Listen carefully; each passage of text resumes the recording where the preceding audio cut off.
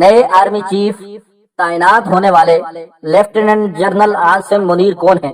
اس سے پہلے کہ مختلف برادریاں لیفٹیننٹ جنرل عاصم منیر کو اپنی طرف کھینچے اور خود سے منسوب کریں تو ان کے خاندان اور علاقے کے بارے میں درست اور شواہد کے ساتھ حقائق بیان کیے جا رہے ہیں۔ لیفٹیننٹ جنرل عاصم منیر سید زادے ہیں اور سید سرور منیر شاہ کے صاحبزادے ہیں۔ سید عاصم منیر شاہ ڈیری حسنہ آباد راولپنڈی کینٹ کے رہائشی تھے، لیکن اب یہ فیملی اپنا گھر چھوڑ کر یہاں سے شفٹ ہو گئی ہے۔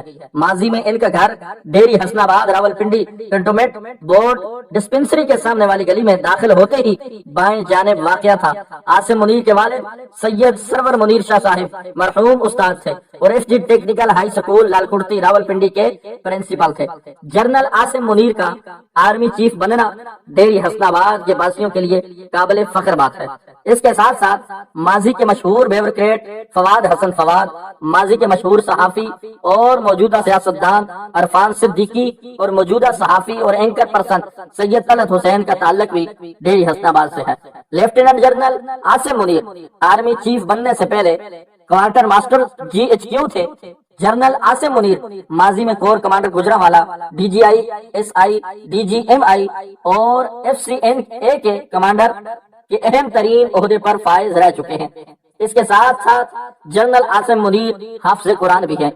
عاصم منیر صاحب جب کرنل تھے اس کے بعد انہوں نے قرآن حفظ کیا۔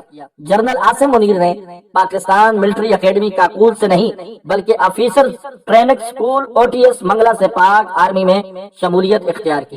جنرل عاصم منیر چیف بننے والے پاکستان آرمی کے دوسرے آرمی چیف ہوں گے جو او ٹی ایس سے فارغ التحصیل ہو کر آئے اور آرمی چیف بنے۔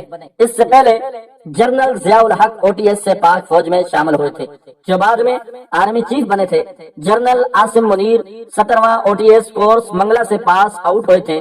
جنرل عاصم منیر فوج کے موسٹ سینئر جنرل کی لسٹ میں آرمی چیف کی تعیناتی کے لیے سب سے سینئر موسٹ جنرل تھے۔